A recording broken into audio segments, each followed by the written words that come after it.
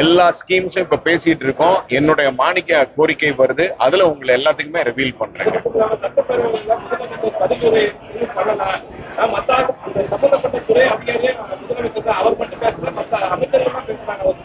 இதோ மண்டே பேச போறாங்க ஹானரபிள் சிஎம் அவர்கள்.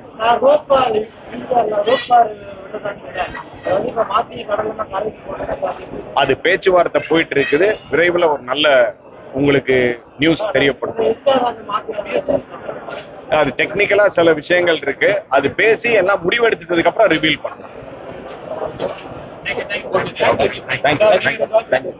தேங்க்யூ.